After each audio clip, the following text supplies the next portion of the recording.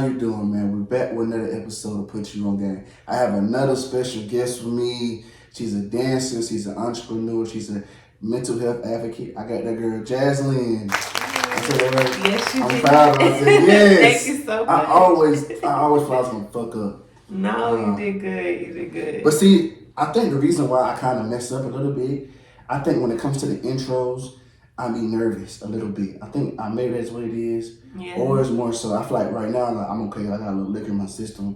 So I'm more loose. I'm more loose. You know what I'm saying? Yeah, no, so now it's like, I'm nervous. just shooting for the stars type shit. You know what I'm saying? Good. Let's go then. So how you been today? What's going on with you today? Today's been good. I mean, it's relatively early, so honestly, this might be a good highlight of my day. I'm very happy to be here. It's been a minute since I've been behind the mic. And I'm glad to get to know you and connect with you through your entrepreneurship and your purpose, and just being able to discuss what's been going on with me and the things that I've been led to do.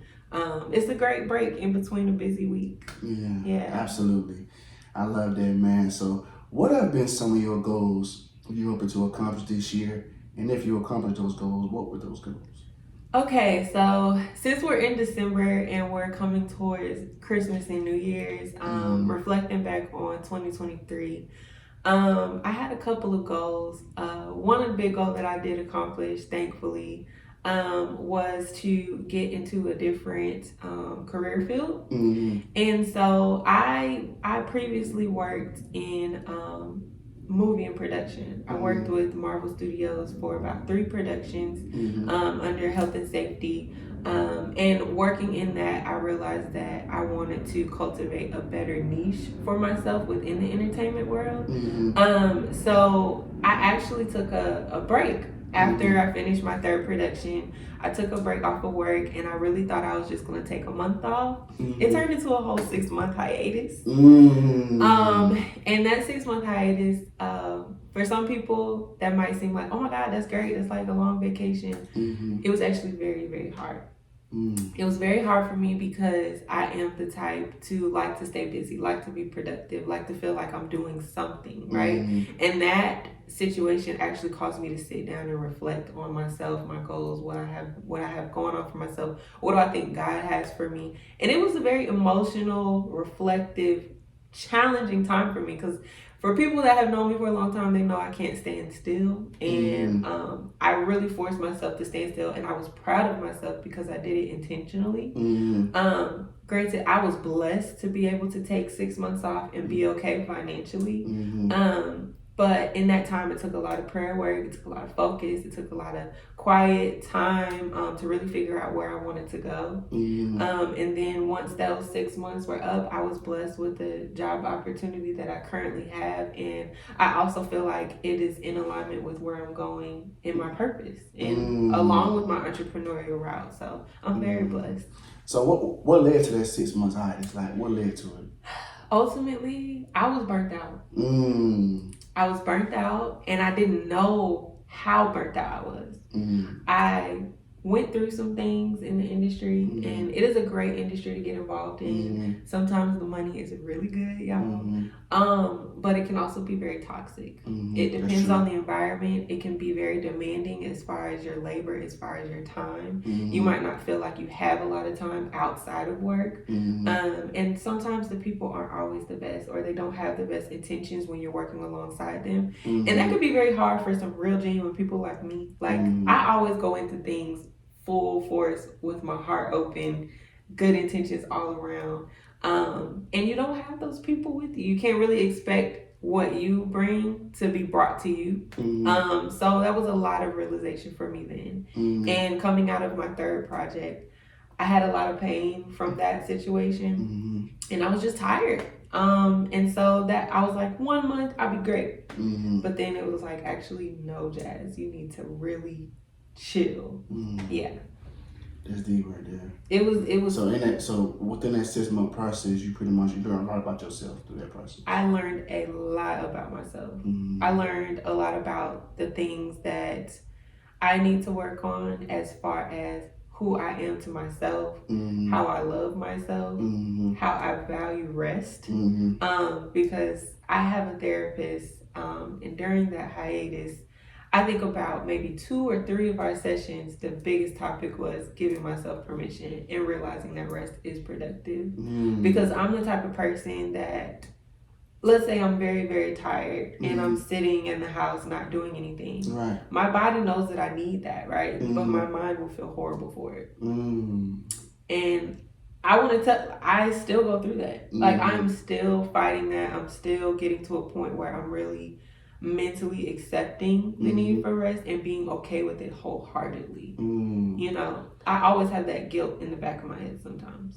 So you talk about going to therapy. Like, what made you go to therapy? And like, if you can remember, what was the exact moment where you realized that you did need some therapy? That's a really good question. It's crazy because when I graduated from college in 2018, I graduated with a dance degree in modern, and my goal was to be a working artist as far as going on tours, choreographing, and performing for other people. And I did that for a while, but I also did that and had some tough experiences in the industry. There's some people, again, like almost kind of in relation to the movie and production industry. In the music and dance industry, it can be very cutthroat as well. And it causes you to lose yourself. Not everyone, but at least that's a part of my story. And so I actually dealt with post-grad depression for maybe like 2 years. Really started in 2019, and then it just kind of elevated through COVID. But what I will say is the founding of my business kind of helped me get out of that. And in the midst of me growing my business and understanding my brand and what I wanted to do, randomly, and I say randomly, God gave me the vision for mental health workshops. And he gave me that before I even had a therapist. So I didn't have a therapist. And when I tell you, when you're following God's purpose, you never know what it is. And sometimes it is not anything that you've ever planned for yourself. Because I used to be someone that was like, I need to know all of the things before I do this because I need to do it right. This was something he literally forced me to do by jumping into it with faith. And so cultivating that is what led me to my therapist. Because I had to look for people that were credible to join what I had going on as far as my initiative with that workshop. And in the midst of searching for those people, I found my person. And so that's what ultimately led to me going into therapy. And it was also a level of accountability for me as well. So it's really funny how that happened, but it did. It is. We're going to get back to that mental health thing. But take us back to where you're from, man. We're going to take it back to the beginning. I feel like we already in on it. Take I it back know. to the beginning. Okay, so I am born and raised in Georgia. Okay. I'm from Austell, Mableton, Cobb County. I went to Lindley. I went to Pebblebrook. Okay. Shout out to all my fam. My sister go to Pebblebrook right now. Yeah, she does. And all the schools she went to. God damn. Yeah, I actually transferred out of the district a couple of times because my mom, she didn't play that. So she wanted me to get the best education. So she sent me where I could go. I only ended up back in Pebblebrook because I got into the arts program there. She was like, if you didn't get in the arts program, you going to Kennesaw. So I got my behind in the performing arts magnet program there. But yeah, I've been there all my life. Just recently after COVID, my family and I moved to Douglasville. And then now I'm in Smyrna. So I haven't been outside of the state. But you know, I'm just an all around Georgia peach. I see that. I got my grandma live out there in Douglasville. Yeah. Now you in Smyrna, man. So you talked about going to college. What decision? What made you want to go to college? I was a little bit of a nerd in school. I loved getting good grades. I took my homework serious. You know, I was never like the one to look for the answers or like the cheater. I wanted to do what's right, you know. And my family comes from, especially my dad's side of the family, comes from a big educational background. On his side, I have a lot of people involved in medicine, and things like that. So it was always kind of just ingrained in us to just do good in school and keep going. It wasn't until I really fell in love with dance where I knew what I wanted to do as far as the route for college. So when I was in that performing arts program at Pebblebrook, I fell in love with dance every day. Like I was in the dance program. I first started in the drama program because I wasn't like, I trained in dance late. So I had to go a different route in high school. But I did drama first, then I became a dance major. Then, you know, I had a dance club that or a dance team that I founded in high school.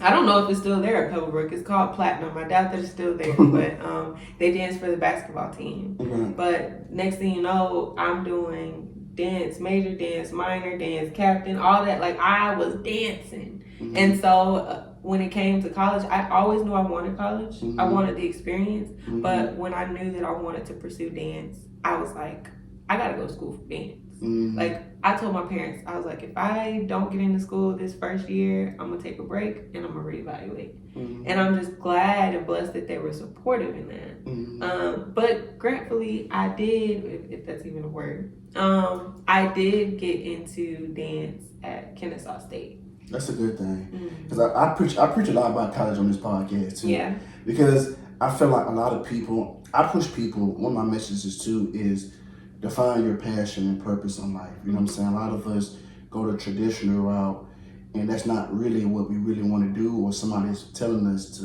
you know, kind of forcing us to go there. Right. And I feel like, you know what I'm saying, if you really don't want to go there, don't go there, because you end up in debt. And there's a lot of people that go there that comes out of there and want to do something different. Yeah. So I just push people to find what you love to do, you know what I'm saying, and go for that. Now, there's certain fields, you know, certain things that you get into that can be rewarding, like you know, dancing and nursing, medical field, and certain fields you would get into where you kind of you through the door. Yeah. But other things, you gotta apply certain things.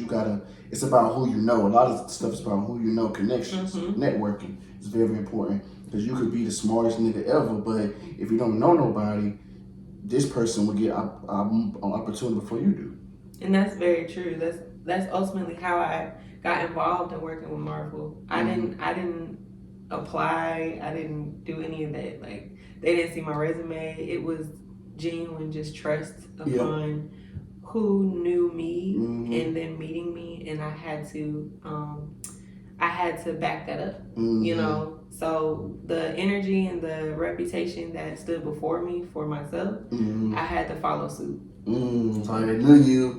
They met you. They said, "Oh yeah, she that one." Yeah, man. She when that I one. tell you, that was a blessing. But I definitely agree with you when it comes to the college thing. Education is great. Whatever route of education you take is admirable. Yeah. But sometimes college isn't for everyone. Thank you. And that's okay. Yeah, it is. It is okay. Don't beat yourself up about it.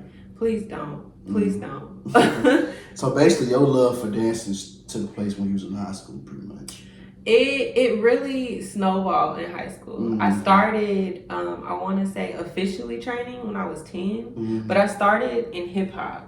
And so when I got in high school and I had to get into the magnet program, that was all technique. Like I had to learn ballet, I had to be on my tippy toes, on point, all of that good stuff. So I was like catching up to like all of the girls that had been in ballerinas like since they were little kids, you know. So it had always been a challenge for me to go that route, and that's why I had to like kind of mentally prepare myself, like if I didn't get into college for school, because that's how you audition with ballet, modern, jazz, all that good stuff. And that was a weakness of mine at one point. But it also gave me more thirst, more hunger, and I kind of strive for it a lot more than I think some of my former students along my side went. I just felt like I had something to prove. Right. Yeah. I like that. So let's talk about your My Moves Move You. It's a tongue twister. It's a tongue twister. Yeah. Did I say that right? How you did. My moves move you. Okay. What made you start that, and what has been some of your biggest challenges so far? So what made me start My Moves Move You is in the dance industry.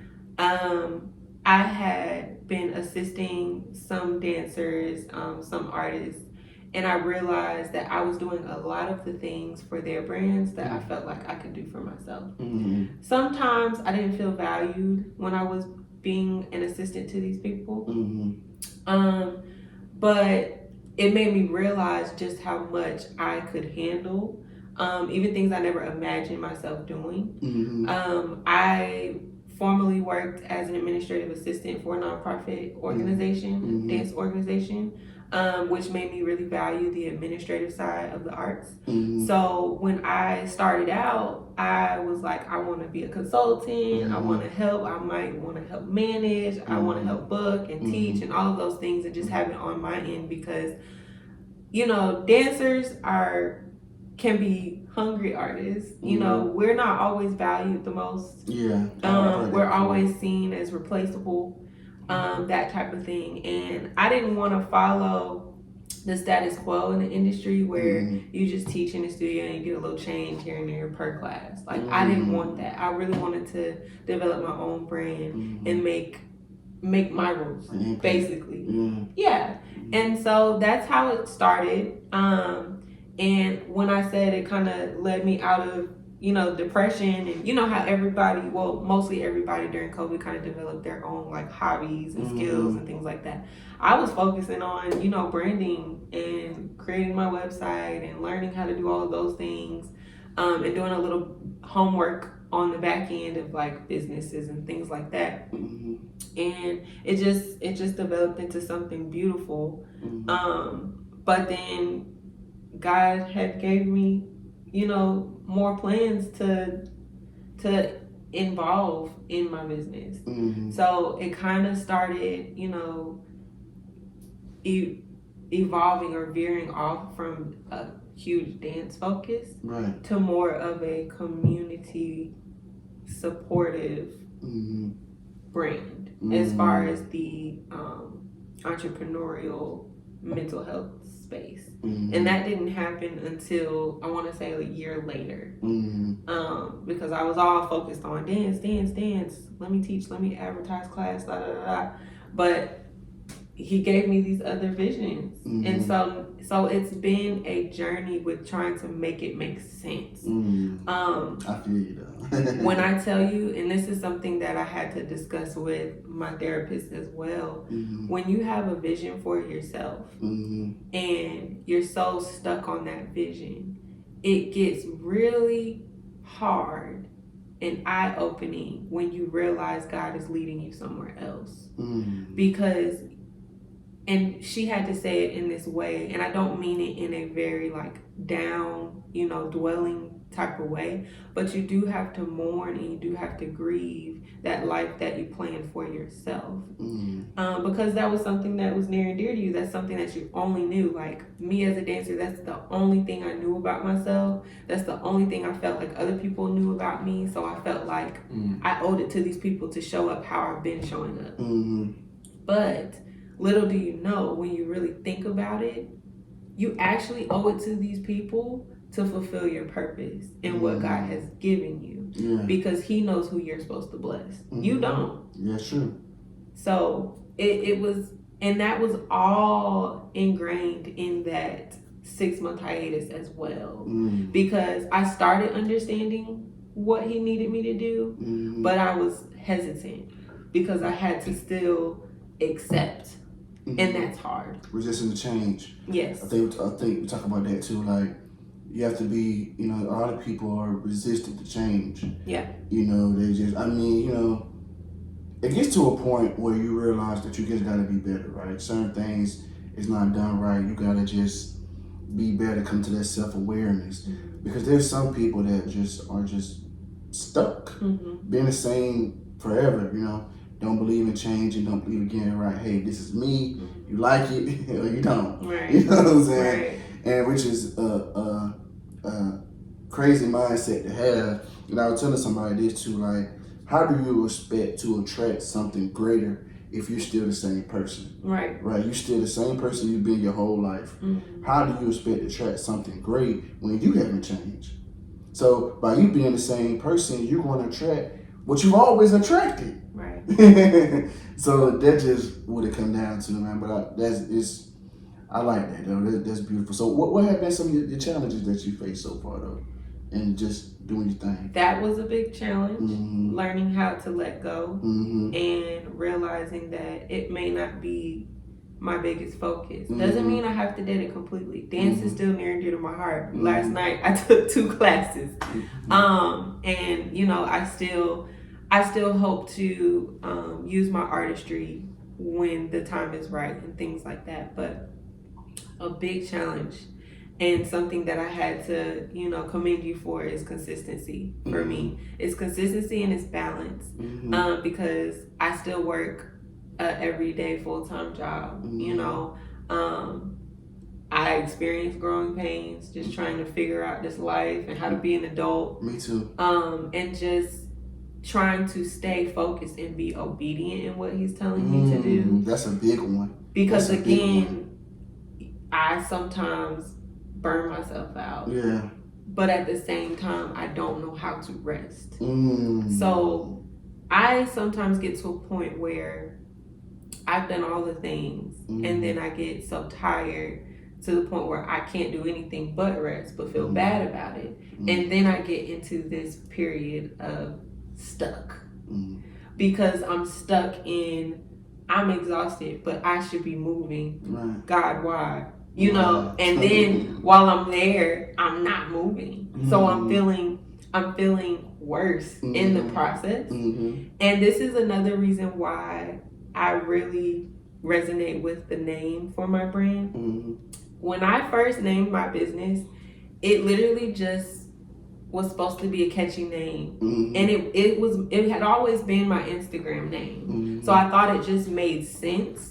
And I'm a dancer. I'm moving you. You moving, we dancing, we moving, right? I move, you move. Exactly. Just like that. But as I started developing my brand, it has a way bigger meaning than that.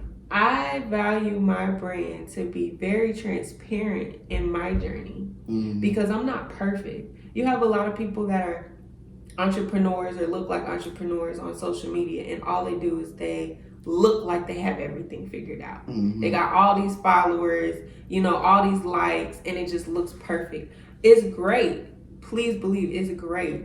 But I am someone who wants people to understand that this is not easy. Yes, I'll talk about that too. Go ahead. I don't know what I'm doing. I will tell you guys right now, I don't know what I'm doing. None of us don't.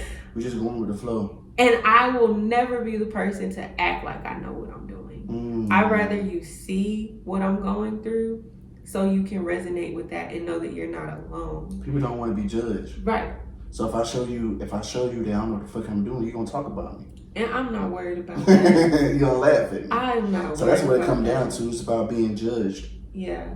And so that's where the name comes from. The moves that I make despite the hardships, despite the bumps in the road, I pray that it still inspires you to keep going just as much as I am working to keep going because it's tough. Like, and when I tell you I'm blessed to be on this show right now, on this podcast right now, because I'm just now coming out of that mental health space again. I'm gonna be so real with y'all. I'm just now coming out of that mental health space again. In addition to something that I told you earlier, but I got to a place of, I don't want to say stagnation, but maybe a little bit. Like it felt like it, right? Right. But when I tell you God don't let me be comfortable, He will not let me be comfortable for long. And it's not a bad thing. Because it's a greatness to you. But it hurts. It hurts. Because you want to find balance, you want to find peace, and all of that is great. But when He's telling you to move, He's telling you to move. And you have to accept that. And that's where I was. I felt it so strongly for a few weeks now. And I was like, okay, I know I got to be doing something this time because I don't feel good right now because I'm not doing what you're telling me to do. Right. So it's like I got to get over being, you know, stubborn and just do what He's saying to do. Absolutely.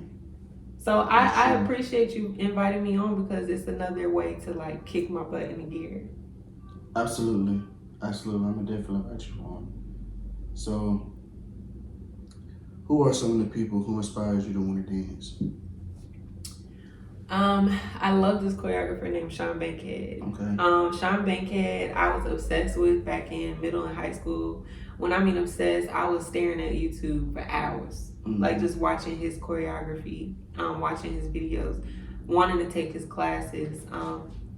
I really admire his artistry. For anyone who doesn't know who Sean Bankhead is, he's an ATL guru here for dance. Thank you. Yes, and he's choreographed all over the world. He's choreographed for Normani. He's choreographed for Victoria Monet. He's choreographed for Missy Elliott. He's choreographed for a lot of people, and he's just amazing. He was one of the biggest people that inspired me.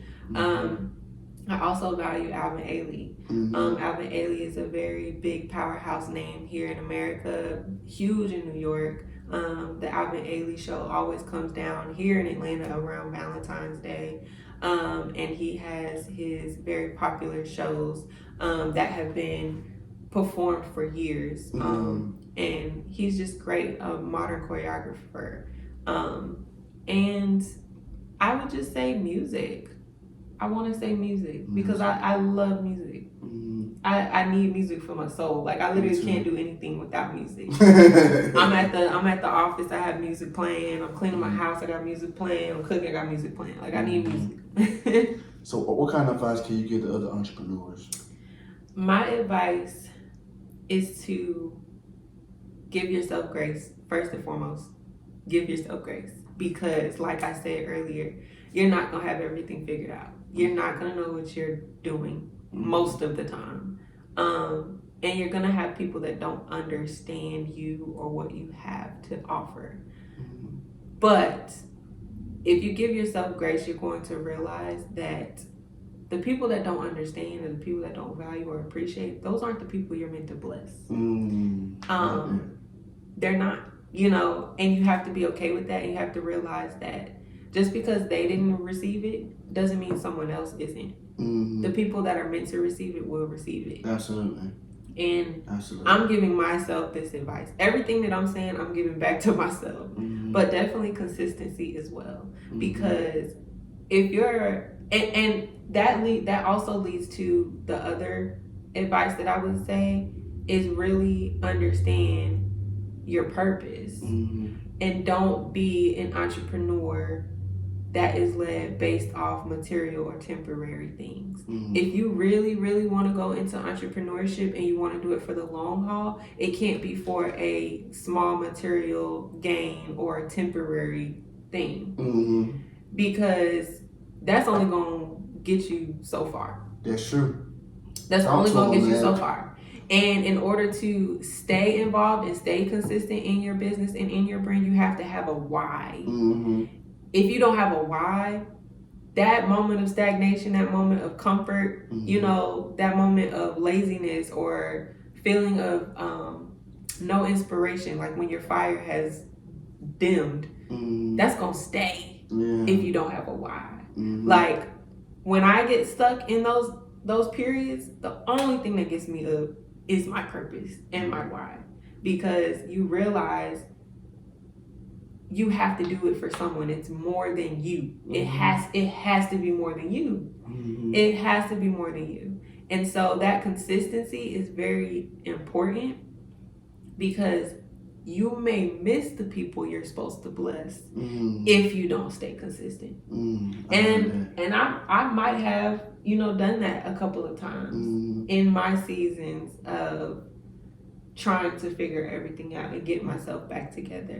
But when you do remember that there's people out there that's meant to hear from you, it's going to motivate you to get back up and do what you're supposed to do, because what you're supposed to do is always going to be there. It's going to be waiting for you because it's for you. So that's why I really praise you for staying as consistent as you have been. I appreciate that. Because it's hard. It's not as easy as people make it out to be. It's hard. It's not. I promise to staying consistent. Because it's just, if you really want something, you gotta.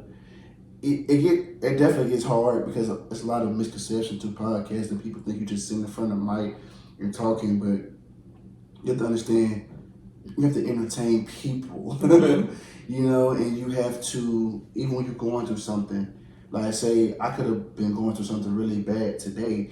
I don't want to counsel on you because I'm going through something, you know, as long as it's not like an emergency or something I have to tend to. It's like I still have to talk to you. You see what I'm saying? Like it's just stuff like that, like that you gotta do. And then these episodes, man, they go by so fast. Yeah. Every week, them days go by fast as fuck. For you know it, another one, then another one, then another one, then another one. God damn. And you going through that mentally having to plan, mentally having to research these consistently. people, figuring out these questions. Yes. It's not, like you said, it's not just getting in front of a mic. Yes. Like you're really getting into people. You're learning people. You're learning their purpose. Yeah. You're sharing energy. Yeah. Like that's deep. Yeah, it is. It's absolutely sharing energy. And open yourself up, you know. That's because I'm a private person. I don't really like people in my business. That's another reason why it took so long for me to start the podcast, because I had to get into a headspace where I was comfortable opening myself up and being vulnerable to a degree. Yeah. But still, you know, I don't mind talking and sharing stuff, man. So that's what it comes down to, man. But you ready to get into this game, man? Let's get into this game. Let's spice this up. What's the game? The game's like this. I ask you 5 questions. Whichever one that you get right, I take a shot. Whichever one you get wrong, you take a shot. Now, the point of this game is to guess a game, okay? I give you multiple choice. Okay. Okay. And I keep it on what black people dominate the most as far as music, entertainment, fashion, sports, all of those things. Right? It's proof you're a good guesser. I know people just don't know the answer to these questions, you know what I'm saying? But if I ask you what's 2 plus 2, that ain't no fun, you know what I'm saying? That ain't no fun. So, you think you ready for this? I'm gonna try. You a good guesser? I don't want to take that many shots. Hey. Last episode, the person, the guy for you, my cousin, I beat her 3-2. Oh, she was supposed to beat me 3-2. Actually, she went with her first gut on one answer. She would have had me. Oh, okay. She fucked up. Okay. She did, because she had me. But I ended up beating her 3-2. So Lord. It's not that bad. I think you would do pretty good. We'll see. You seem like you're a good guesser, you know? If it's multiple choice, that makes me feel a little bit better. Okay. Think you ready? We gonna see. Okay. Which song had the most bought ringtones? Back when ringtones was a thing. A, 50 Cent in the Club. B, Lil Wayne Lollipop. I want to say Lollipop. That's your final answer? I think so. Okay, you got that right. Oh, yeah. Look at you.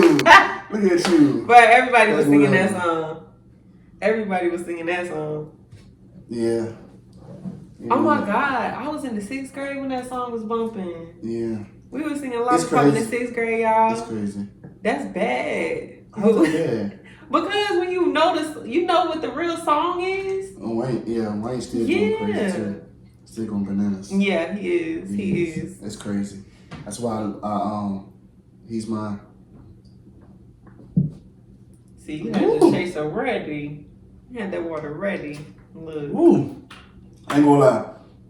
I enjoy playing this game, but I don't enjoy taking shots. My shot is gonna be smaller than your shots. Okay, that's cool. I'm gonna just tell you that right now. I'm not. Alright, that's cool. I tell people pour up.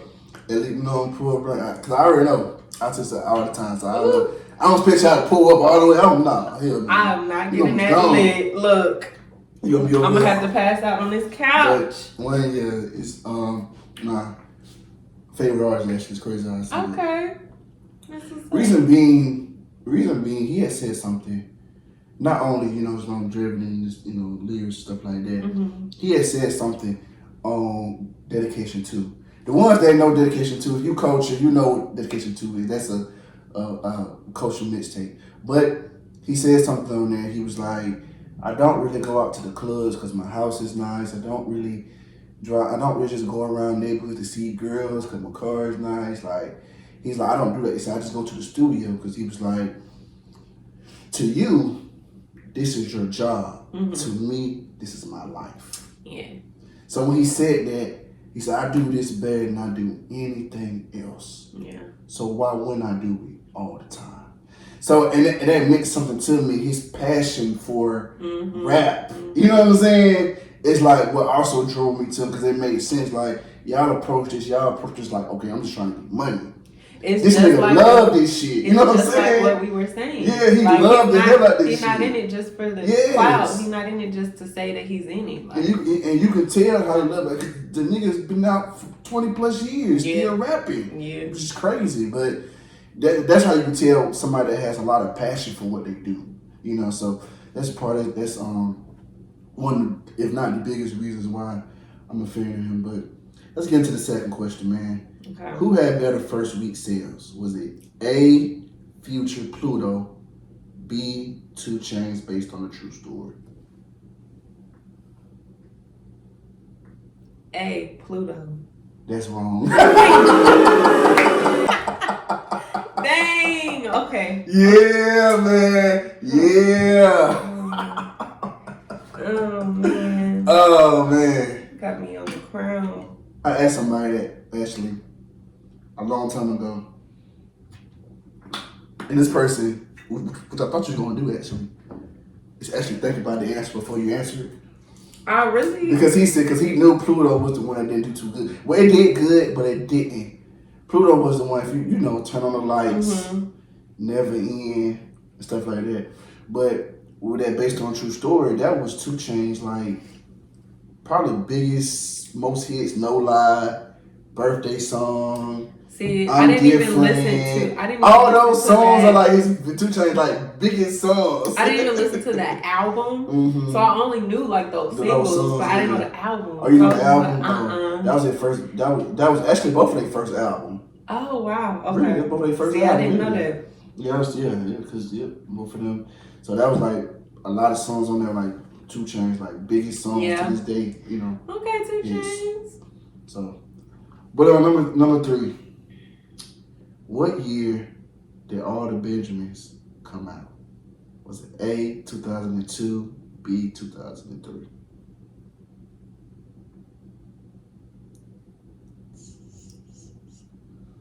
B, 2003. That's your final answer?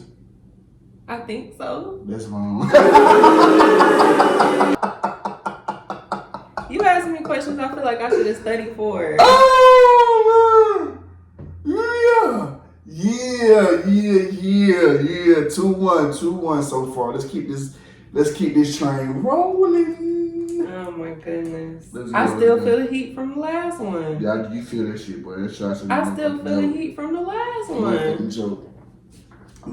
joke. Let's go. Hey, you start off good. Right. And now it's like, okay, now. Right. I have to get right, I have to get settled in.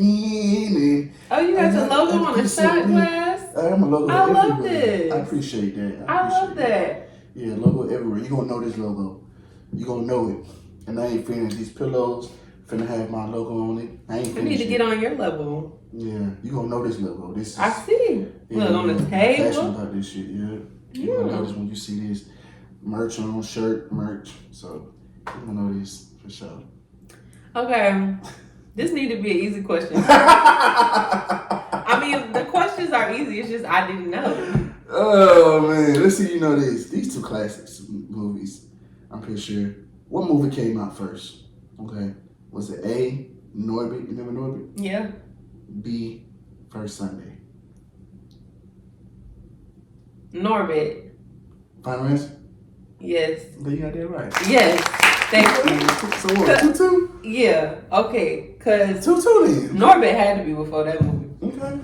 You remember First Sunday? Yes. The one with Ice Cube, right? Yeah. Mm-hmm. Okay. Yeah. Okay, so you know culture then. That was a good movie. You coached it. You coached into it then. A little bit. Yeah. I think we're 2-2 now. Yes. Okay. I like Norbit was fun. I actually haven't seen that movie in so long. Norbit was very funny when it first came out. Oh my gosh. Yep, for real. So far, between today and my first day doing a double episode, so. Oh yeah, wait, cause you took. So first of all, I've took 2. This is my 4th shot. So you lit. I'm a little lit. Just a little bit. Just a little bit. Just a little bit, you know. So I still feel it in my throat, y'all. I feel it too. Last question. Hope you get this shit wrong. I'm praying for your downfall. Don't do that.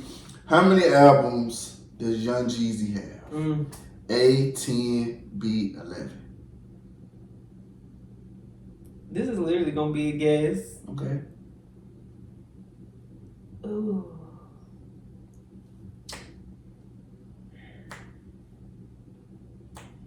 Give me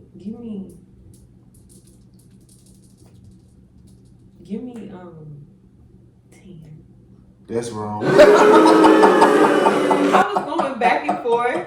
Yeah, 3-2. I was going back and 3-2. forth. Your boy 3-2. God 3-2. See, it's crazy too because my job, we had interviewed him.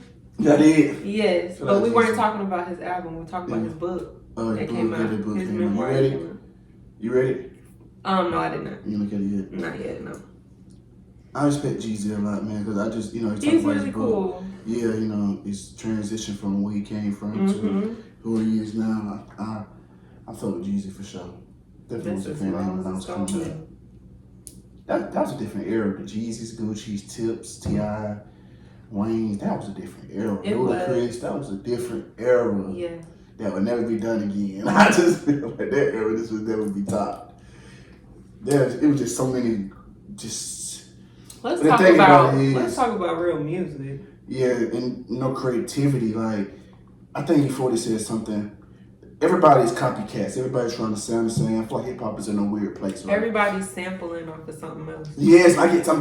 I'm not saying samples were done back in the day. Samples were They definitely were done. Don't get me wrong, but it's like you said, but now they were it's like, done. They were done the right way. yes, And they were done every now and then. Yes. Like literally, almost every new song is the sample. Yeah, And it's not bad enough original.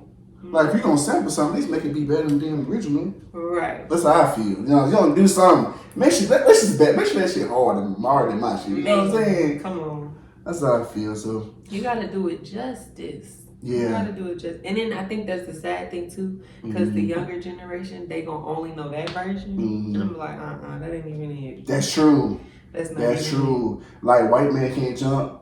My sister said she don't want to look at the old one. She read she take the one with Jack Harlow in there. Oh, see, I Jack didn't even Harlow. know he did White one. Man Can't Jump. It was cool. It was cool. Yeah, Corny. I didn't even know he did one. Yeah, he did White Man Jump too. Hmm. Like, some people, it's always a point to know your history, be a student in the game, right? Yeah. Glorilla said some shit about the 70s. She said, I hate when old people get mad or say something about us when we wasn't born back then, or we wasn't knowing the music that came out, or wasn't doing it. But the thing is, what I tell people is, everybody in each position in this entertainment industry has studied somebody to be great. Somebody. It could be one person specifically, but everybody has took notes from somebody to be great. You see what I'm saying? So that's why your music is trash and you're not really making shit, because you're not studying what the greats have done. You ain't got to copycat and mimic what they did, but you can take and understand why was this person a big artist? Why do people like his music? What's his talent? You can observe that if you do your fucking research. Yeah. But if you don't do your research, you coming in this thing just dropping stuff, and then people talk about you mad. I mean, I think it's because in this day and age, you can just trend or go viral really quickly. Absolutely. So your claim to fame is really fast paced. Absolutely. They don't have time to really absorb it and appreciate it because the people back then had to work for it for real. Hell yeah. They had to work for it. Going for everything. Not saying that the people that are up now aren't working, but in order for them to get recognized and to get to the level that they were back then, it took so much more work and dedication, relationships and consistency, and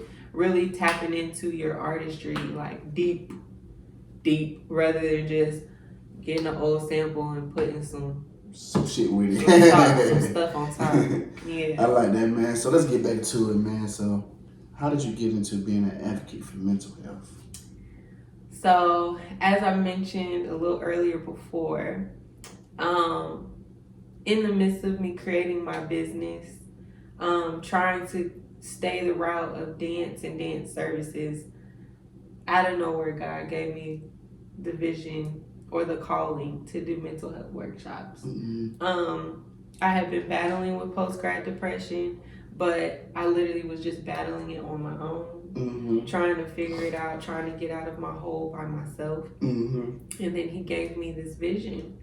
And I didn't know why. I was like, I never studied sociology, psychology. I never planned on being a therapist. I didn't have a therapist myself. So I don't know why he was calling me to it. If I were to say why now, I feel like it's because he knows that it's something that I battle with. And he knows that I am a genuine lover and nurturer for people. I love community, and I can bring people together. So he's literally working through me when it comes to those workshops. And it was an opportunity to learn more about mental health myself. I feel like it became my duty for our community, because in the Black community we don't talk about mental health as much as we should. A lot of us go to the gym way more than check up on our mental well-being. And so you need both. And I think that he realized that I'm someone that can break that and get the conversation started, getting people more open into discussing it and understanding that it is important for both sides. So, what was the lowest point you ever been, and how was you able to overcome that?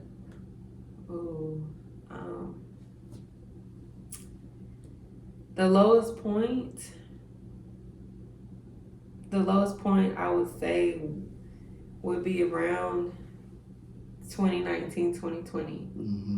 I know that was a low point for everyone. Yeah, it was crazy.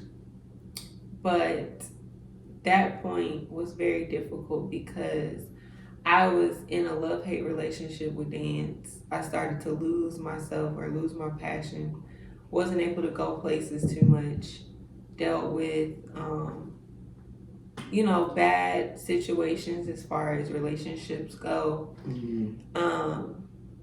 Dealt with hurts within that realm. And felt stuck. Definitely felt stuck. I definitely felt stuck, and it was very difficult for me. And what got me out of it? What got me out of it was my village, man. My village and God not letting me give up on myself, because I was really giving up on myself. And with him giving me that calling, it gave me something to do. It gave me something to wake up for.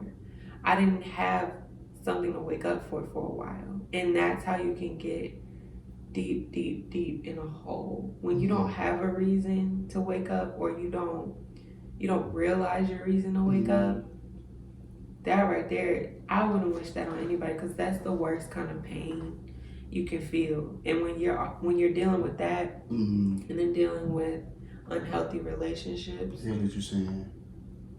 That's just one thing on top of the other, right? Especially when you're someone that just wants genuine relationships, and you want genuine happiness and peace, and that's all you bring out, but you don't get it back. That's deep right there. When I tell you, I've always been a genuine person. I can feel it. Thank you. Even with the things that I'm going through now, I appreciate that, because that's something that I was worried about walking in here. I didn't want what I've been dealing with in these past few days to resonate in the energy that I give here, because that's not my energy. My energy is very loving. My energy is very genuine. My energy is very accepting. You're being very vulnerable right now, so I feel like your energy is at a place where you're just expressing yourself. I love it. I feel like I need to be. I feel like if I wasn't being vulnerable, you're not getting what you needed to get from me when you invited me to come here. Honestly. And it's deep right there. And that, and what I need from this. Because you contacted me, right? But taking a seat back and realizing why I'm probably here. Why did I decide to come? Why did I walk through those doors? That's something that's given right back to me. I needed this to remind myself of why I moved the way I moved, and why I need to continue moving that way. And why you that girl. Thank you. Thank you. Look, I'm that girl. You see. Can I share a story with you? Sure. Can I share a story about, I asked you what your lowest point. I think I should tell my story. I never shared this story before publicly. Well, I don't think I shared it in general or whatever, but there was a point for me where I was, I want to say maybe 15, 16 years old, right? And I went through my depression, right? 3 month depression, right? I was in this relationship, right? The relationship didn't work out, right? And at this time, I'm young, first love. At this time, you know what I'm saying, I'm young and all this stuff, and I really didn't have an outlet. You talk about having a village, I didn't have a village. Okay. I was really by myself in that moment. And the first time being in love, and I didn't know that women, not saying all women, okay, but I didn't know women can be so trifling. Some women can be so trifling. I didn't know that, you know. I really didn't know that at the time. At the time, I was on my lover boy shit. Then, but that situation changed me, you know. I'm just now getting to a place to where now, the last few years, where I'm coming back to who I really am. You know, that situation changed me dramatically because it was just more just, I just didn't know women can move like that. I didn't know that. So, in the situation, me going through the pressure, me hurt, and stuff like that, and seeing everything she did, you know. Then think about having people that you so called your friends or that you talk to all the time, laughing at you, joning you.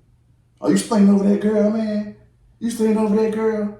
Just think about that. Like, nigga, I got this other girl probably had a little bad at her. Think about that. Nobody understand how you feel. You go home, your mom don't understand how you feel. She just know you're depressing. Want you to get out of it. But nobody's really asking you, are you okay? Yeah. So through that process of whatnot, you know, it was just, I didn't look at no games, I didn't look at no sports. I love, I'm a sports person, fanatic. I love basketball, football, boxing. I love a lot of sports. I'm a sports fanatic, right? I didn't look at not one sport that whole, for that 3 month span, I look at no sports, man. And got to a point where I was, you know, thinking about, you know, committing suicide at one point. But what happened was in that situation, my sister saved me. You know, my baby sister saved me because I'm glad it didn't get that far, but it's just I didn't have an outlet. You know, me growing up, I'm so used to being strong for others, but who's gonna be strong for me? So it was just a really tough situation to be in. My sister, you know, called my name, and that kind of changed my mind at that specific time. I was about to do. My mom didn't even know this story.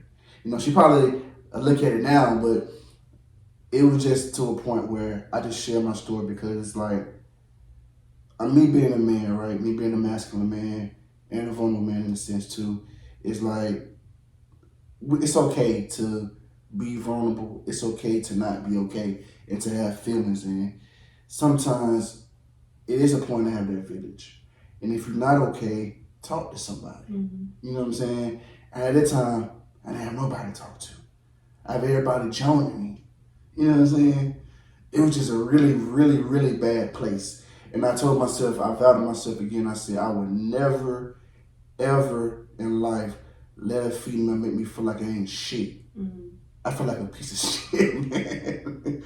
I felt like a piece of shit. And I said, I'll never let nobody ever make me feel like that again. I feel like I wasn't nothing. I wasn't worth nothing.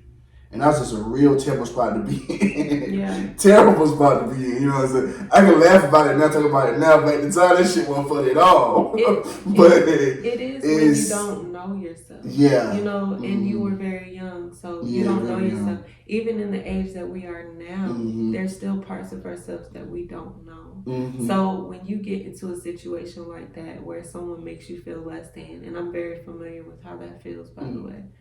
When you're in that situation, you don't know anything but that because you don't understand your worth and your value. Yeah. And the fact that you didn't have a village, I really commend you for coming out of that place because now you're talking from a place that didn't have a village, but look at you, you're creating one. You're creating. I appreciate that from my heart. That's real. And I really appreciate you for opening up because I have a special place in my heart for Black men. And my last mental health workshop was dedicated to Black men. Mm-hmm. And just a portion of what you were saying just now when you were saying no one asked you if you were okay. Mm-hmm. One of my episodes that I did when I had a roundtable talk, one of the questions were, what do you say when someone actually asks you, are you okay? Mm-hmm. Because there's a lot of people, just generally, that if you say, how are you? You just brush it off because you think it's just common courtesy. That's just what you say. Right. And what you respond, how you respond is just like, I'm good, how are you? Right. But are you really good? Mm-hmm. You know, do you get in spaces where you can actually feel like you can actually tell someone how you're doing? Mm-hmm. And you need those people. Mm-hmm. And now that you're in a place where you know yourself, you know your worth, you know your purpose, mm-hmm. if you were to ever get in a situation with another woman again mm-hmm. that does not value you, it won't affect you like it did back then no. because you know who you are. Yeah, I'm that nigga. And exactly. Yeah, and it makes you realize, okay, this person ain't for me. Yeah. They not meant to value me mm-hmm. because my person will value me. Mm-hmm. Or the people around me, the people that I cultivate are meant to value me. Mm-hmm. And I just really appreciate you trusting me and your viewers with that story. Yeah. Because what I will say is I take pride, especially when I did that workshop. Mm-hmm. I take pride in being that person that cultivates a safe space for people to share things like that mm-hmm. and feel like it is okay. Mm-hmm. Because yes, you are masculine, yes, you are strong, but being vulnerable is a strength too. And mm-hmm. people don't understand that. Mm-hmm. Because what you said could have just blessed somebody. Mm-hmm. It was like I said, a dark time, a dark place for like 3 months, man. I just never experienced that. But it's good sometimes to experience things young too, because it helps you captivate you when you get older. It's like now I'm older now, so my mind, people I get so sharp because I've been through a lot when I was younger. Yeah. You know, I seen the bottom of the bottom. Like I've been at that place where at the bottom where I was like, man, don't nobody love me. Yeah. You know what I'm saying? Don't nobody love me. Everybody joning me, talking about me. And then I'm not at that, embarrassed about what was going on. People like, you seen that? You seen that? Like, think about it, you see like people saying that and you in love with a person, but people like, you seen that? You seen that? How embarrassed that you was in situations, embarrassment. Mm-hmm. You judge, embarrassed, all the above. You don't have anybody specifically, and this could be for multiple cultures, but in this culture, we don't have those areas that teaches us how to react or how to understand or how to process things. Mm-hmm. And a lot of people in our culture and in our communities, we deal with a lot of things at ages we should not. Mm-hmm. So we're not in... That's the one right there. That's the one. We're not in a place mentally, we're not in a place mature-wise to go through certain things that we go through. We go through a lot of things prematurely. Mm-hmm. You know, we're dealing with a lot of trauma from our parents, from our grandparents, from the environment that we're in. Mm-hmm. And we're forced to process that, and we're forced to still make it without resources, without help, without anybody to talk to, without any way to process that. It's almost impossible to think that you can just get through that alone. Mm-hmm. We gotta make the best of the hand we dealt with. Yeah. And that that's right there, hand. when you deal with a hand that you were given and that hand is messed up, like he just said, take a step back and realize how incredible that is, first off. The fact that you are dealing with things that are nearly impossible to the other people, that they can't even fathom to imagine dealing with the hand that you were dealt, and you're dealing with it every day, you're choosing to get up every day. Start there. You got to start there and be appreciative of the fact that you're even strong enough to do that. But then when you realize that, you give yourself grace and give yourself the permission to process it and feel what you need to feel so that you can go through it the way you need to go through it versus just bottling everything up and claiming that you have no one. Because it may look like you don't have anybody. But if you continue to believe that, you won't find the people that are meant to be there for you. You know what I'm saying? Don't give up. Like, and I tell myself this a lot, specifically for a lot of things, but specifically when it comes to people that you get involved with. That person just was not meant for you, right? Doesn't mean there's nobody there. You got to make sure that you stay within yourself, stay grounded in yourself and know, as we talk about the energy, Mm-hmm. your energy will attract the people that you need. Mm-hmm. Your energy will attract the people that you deserve. Mm-hmm. So those people that leave, that's a blessing. Mm-hmm. They need to leave. You know what I'm saying? You sending healing energy, ain't you? real energy.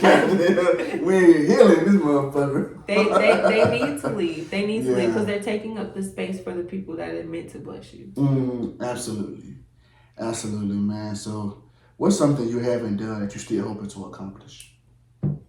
I'm hoping eventually to accomplish being able to pursue my business a little more than I am now. Mm-hmm. There are a few things like my Back and Boss's pop-up shop. So far, I've only done one of those a year. Mm-hmm. I would like to get to a place where I can do maybe 3 a year, maybe a little more in a year. But it's been difficult as far as balancing and just really prioritizing how that's gonna work as far as logistics go. I wanna continue to grow in my business as far as like the level of consistency and the mental health workshops, taking it as far as I would like it to go. And you know, I've discussed this, shout out to Bria. I discussed this with Bria as far as when the mental moves workshop came about for the men specifically. That's where God kind of grew this idea of me doing a podcast as well. And so I'm never the type to follow trends. I'm never the type to do things just because other people are doing it. But I do believe that if he made a space for you, it's for you, right? So I prayed on it, and it's something that I think that I'm supposed to pursue.